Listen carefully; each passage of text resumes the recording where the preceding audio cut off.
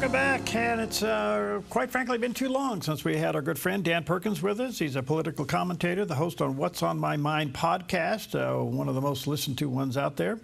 And he's quite the author. He writes historical romance novels entitled Sad Eyes, which is a series. You can check that out. And there's a picture of the cover of the book. A couple places to check in with Dan, danperkins.guru. And he also has an amazing outreach to veterans called songsandstoriesforsoldiers.us. And all of that there available on those websites. Brother Dan, good to see you, friend. How are you, bud? It's good to see you, sir. Thank you for having me on. Yeah, good to see you. A lot going on here. Well, we went from meeting Putin in Alaska to meeting 8 European leaders yesterday in the White House. Pretty historic. What's your take? I want to tell you a quick question about that. Yeah. My wife asked me this morning, she said, did those 8 ministers stay at the White House or where did they sleep? I said, my guess is they probably went to their embassies. So, you don't think they all shared the Lincoln bedroom? maybe they rotated through, but you never know. You never know. Well, I don't know if we still have that picture. We had a picture up earlier, but there's a picture out there that was on the news late yesterday afternoon. It's pretty phenomenal.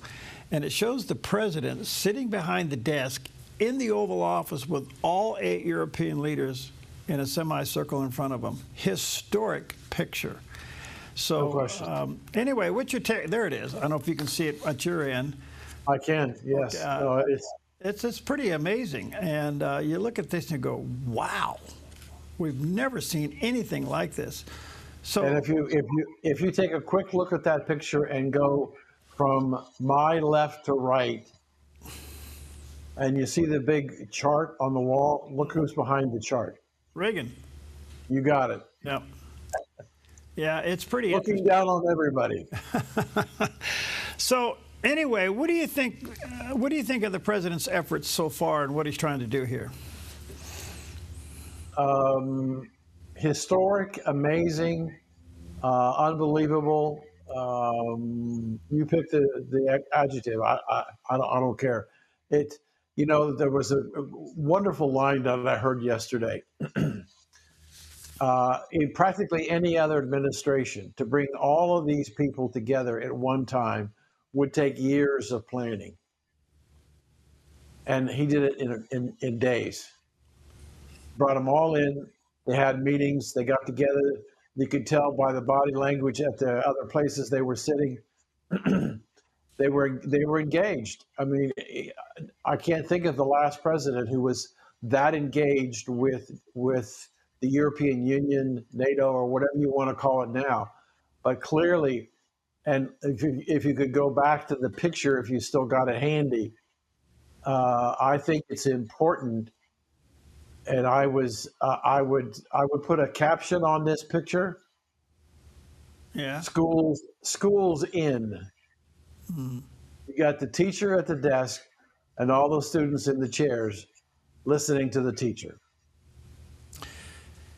Yeah, it's pretty remarkable. You know, I don't want to dwell on this too long, but I guess what amazes me when these stories break at this magnitude. Probably like you, I go to a lot of sources just to see what the continuity is in the reporting. And what's so interesting to me, there is no continuity, and B is he's getting no credit for trying, none. He's still a dumb guy doing a stupid thing. That's just amazing to me.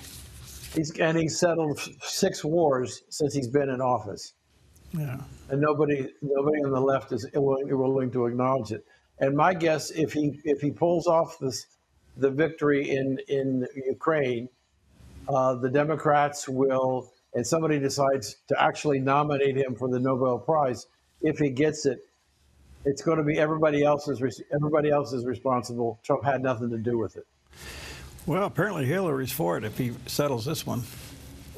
Yeah, well, but if he give any land to the Russians, she's not going to nominate him. That was part of her terms and conditions. Yeah. But you're right. It's amazing that we have the president of the United States imposing himself in world crisis time and time again, settles it, brings about peace, stops the killing, and he gets no credit. And I have grave concern that it'll be the same thing with this one.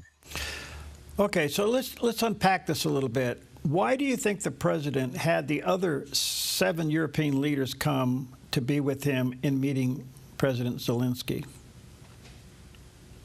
Overpower Zelensky. Okay. Remember the last time they met in the White House? Mm-hmm. How aggressive Zelensky was with the president, and how Trump and especially J.D. Vance went after him about his disrespect.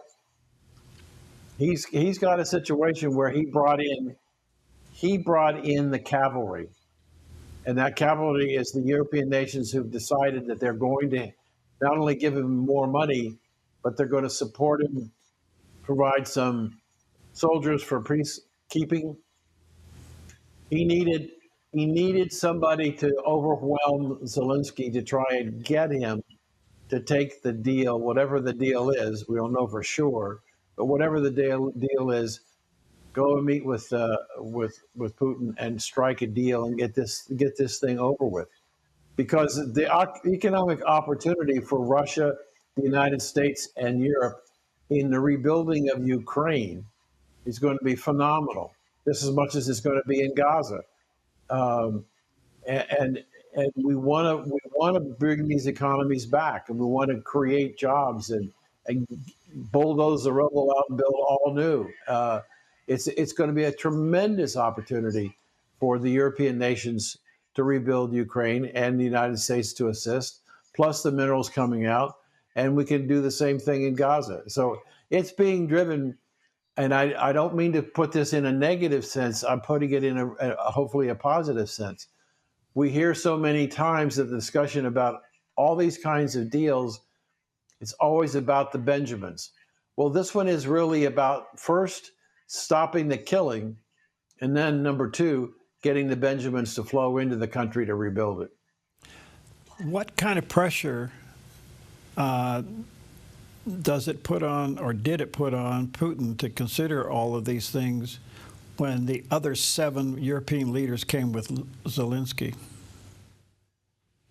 I think I did a commentary, and I had a discussion with you the last time I was on, about the importance of 2 negotiations on tariffs. The fact that the European Union agreed to buy 750 billion, that's B with a billion, not million, $1 billion worth of American energy, was $750 billion over 3 years. That's not going to flow to the Russian economy. Number 2, the tax that he put on India, because they've been buying 10 times the oil that they would normally buy from Russia, and apparently reselling it. They put a tariff on of 35 and possibly could raise to 50. You're looking at, Russia is looking at the possibility that they're going to lose $1 trillion in revenue coming into their treasury by being forced out of the oil market. That's what I thought ultimately brought him to the table. Given that scenario, why hasn't the president been equal with this pressure and putting the same kind of restrictions on China buying oil from Russia? Well, he knows that the only energy that China has in abundance is coal, although they're building a coal-fired plant every week, bringing it online, and they're starting to have to import coal from European nations.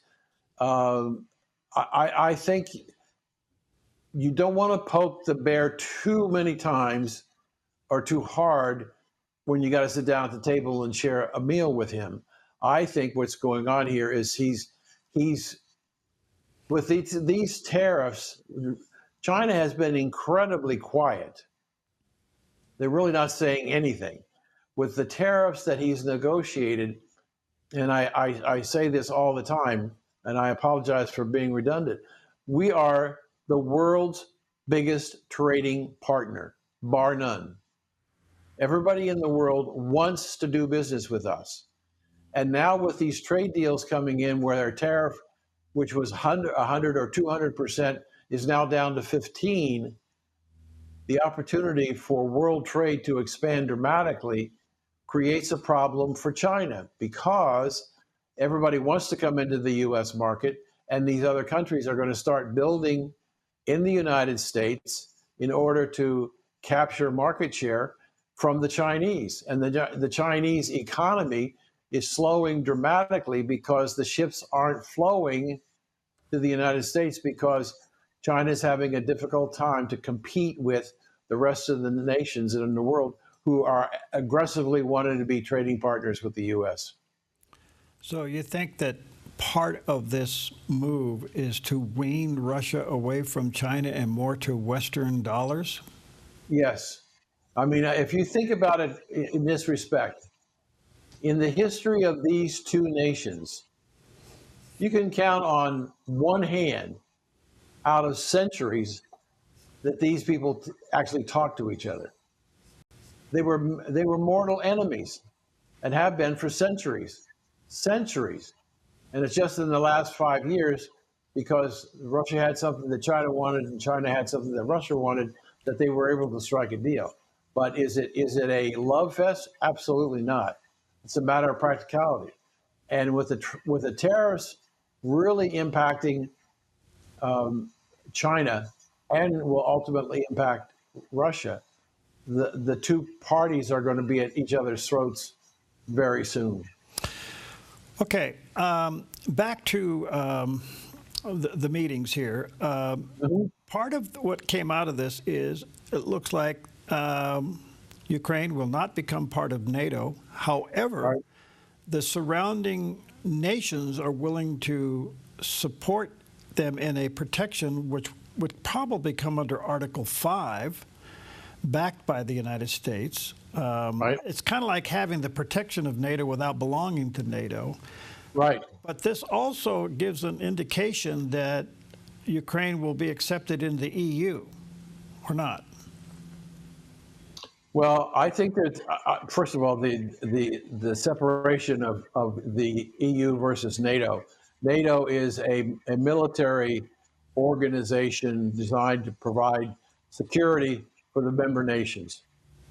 The European Union is a conglomeration of 47 nations in Europe to equalize trade and grow the whole European Union economy. Bringing them in, it will add eventually, as I said, the economic opportunity for the reconstruction of Ukraine is going to be phenomenal. Perhaps trillions of dollars. And the reason why Putin brought on the back of the plane all the business people to talk when they were in Alaska, they're already starting to try and figure out what can Russia get out of the deal in terms of revenue from reconstruction and rebuilding of that country. So it really is a situation where those countries around it are providing security. That's not UN, but as Russia is involved, and this is the key. If Russia gets involved in the redevelopment of Ukraine from an economic standpoint, they're going to be hard pressed to want to get in and blow it up. All right, let me take a quick break. A couple of places to check out Dan's activity. DanPerkins.guru is his main website. Check out his an amazing outreach to veterans, songs and stories for soldiers.us. Check that out. We'll take a quick break. We'll be right back. Yes, sir.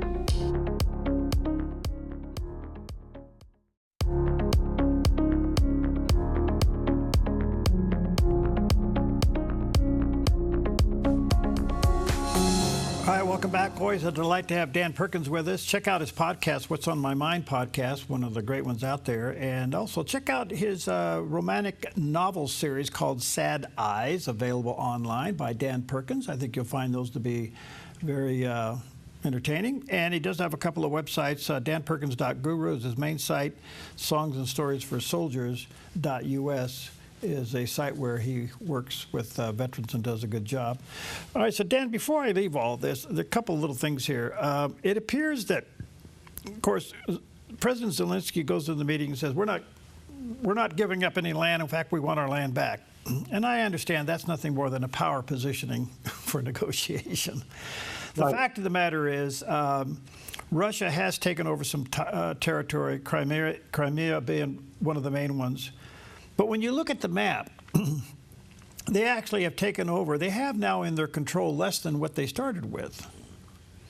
And there is still a little area left. But it appears that the deal is those areas that they do have control there in eastern Ukraine, that they get to keep in exchange for peacekeeping people and troops or military or whatever to help protect any kind of invasion in the future. Or am I misreading it? No, you're not misreading at all.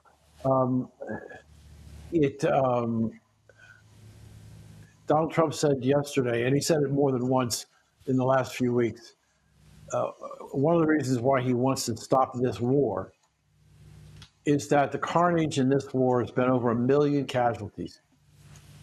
We have to go back to the Second World War to find casualties of those numbers. All the other stuff that's happened since then pales compared to what's happened in 3 years in Ukraine.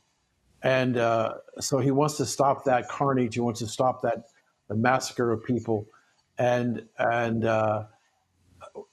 he wants to treat both parties fairly. Understand that in a negotiation, each party, in order to have a successful negotiation, wants something, but also has to be willing to give up something. So each party has to find their compromise point. And I think that Zelensky will give up land if he's got physically has not only troops stationed in the country as peacekeepers, but at the same time, he has the assurances of the United States government and other countries that they will fall in behind him. So I'm not terribly concerned about the swapping of land in exchange for troops. Okay. So President Trump still has what they call sticks and carrots. And the sticks being sanctions and tariffs in and around Russia or on Russia itself in order to make this deal happen. The carrot is they do get what real estate they now have conquered. The tricky part is Putin has outlived 4 administrations. So he can outlive Trump. So he can outlive Trump here, so to speak. Right. And reassume this after 28 if he wanted to, unless some kind of peace deal it literally is negotiated. That's true, but part of that analysis is that the left is making, for example, an assumption that whoever follows Trump will not be Trump. He will not be as successful in his business practices. He won't carry the same kind of voting information, votes that he got from blacks and minorities, and that the next Republican president is going to be much weaker than Donald Trump. I don't particularly buy that, but I understand the left is hoping that, so that Putin takes the risk, and if he miscalculates, and let's say J.D. Vance is the new president, and he continues the same aggressive posture as Donald Trump, Putin's going to be more concerned about dealing in his own protection. Keep in mind that when they get that, if they get that land that's been decimated, they're going to be responsible for rebuilding it. And it's going to cost their money to do it. I think this where China comes back into the picture. And the reason I say that is Russia's economy and Japan, or not Japan, China, Russia's economy and China's economies are both very, very shaky. It doesn't appear that Russia has the economic power to rebuild anything, and it's been demonstrated about how unsophisticated and weak their military is, only to be propped up by the Chinese. Right. And the North Koreans, who walked away after they lost a good percentage of their troops. Yeah, and in the meantime, Zelensky, with all his limitations, he sends over a bunch of drones, takes out a bunch of airplanes and ships. I mean, it's kind of embarrassing, don't you think? Yes, no question, no question. You're right about both economies. And what's really important about what you're saying there is that I go back to what I said earlier in the program. If the European Union agrees to buy $750 billion of US energy, and India has to forego purchasing in order to get the tariffs down, it's possible that Russia could lose $1 trillion in 3 years or more to their coffers because of the crude oil and natural gas that's being bought from the United States. Yeah. That's going to have a tremendous, tremendous negative impact on the Russian economy. And Russia cannot afford not to sell it to Europe. So there's another trap for them. Oh yeah, I mean I've been in Europe many times, and I'm amazed that you go across from France to Italy to Germany to Switzerland, all the Russian pipelines that run across the country where they're shipping oil and natural gas. And how many times have we heard that the concern was in Europe that Russia would turn off a switch during the winter and they'd have no oil or natural gas to heat their homes or run their factories? We take that away. They take that leverage away and give it back to the people of Europe, and we become the principal supplier of energy. It's a huge deal. And what's important about not only that deal, but what he's doing with tariffs. And I'm going to go out on a limb here, and you're going to have to write this down in permanent ink because we're going to have to take 3.5 years to find out whether I'm right or not. In 1913, up until 1913, our government was financed based on tariffs. 1913, we put in the first income tax. I believe with the modifications that are going on in trade and countries doing business with us that never did business with us and opportunities for us to do business with them, we could have, by the time Donald Trump leaves office, the elimination of the IRS and the tax law and simply live on tariffs. You heard it first here. Yes, sir. Okay. One other quick thing. I'm going to change directions real quick. His crackdown, President Trump's crackdown on crime in Washington, D.C. What's your take? Oh, there's a wonderful article that was in, I think, was on Fox News. And I thought it was Wall Street Journal, but I could be wrong. But anyway, you can get it on Fox News. What was going on, Perry, is that when police were called to an incident, they make a quick assessment and said this is an outright murder. So they are instructed to call the lieutenant in charge of the precinct, who then in turn, if he comes out there, calls the captain who comes out. And if it was a vicious murder, they degrade it. Involuntary manslaughter. Why? Because they can cook the books on the numbers of reporting of violent crime in there. We have a situation in Washington, D.C., where it's the only place in the country that has this, Larry, or Perry. If you are 25 or under, you are treated as a minor for anything that you do as a minor offense. And so if you go out and kill somebody and you're 23 years of age, you're prosecuted as a minor and you get community service or maybe a little bit of detention or house arrest for a little bit, and then you're done. So we have a huge problem in Washington, D.C. of 12-year-olds to 17-year-olds who are hijacking cars. Yeah. To the tune that we had 2,000 so far this year, it's the fastest growing crime, was the fastest growing crime in Washington, D.C. The idea that this is a safe city is bullcrap. Well, And I know a lot of people who live there who no longer go downtown anymore. They don't go out at night anywhere in the district. It's not safe. Donald Trump is going to do that. And this latest story, whether you saw it yesterday, Chicago. yeah. Not to mention cashless bail, and that's a whole other subject. Hey, good to see you. DanPerkins.guru is the website. Songs and Stories for Soldiers .us is a place that he has a great program to help veterans. And check out his historic romance novels known as Sad Eyes. You can get that online anywhere books are sold by Dan Perkins. Thank you, buddy. Good to see you. Yes, sir. Always a pleasure. Thanks for having me on. If you get caught, put me on your speed dial. I'll come get you.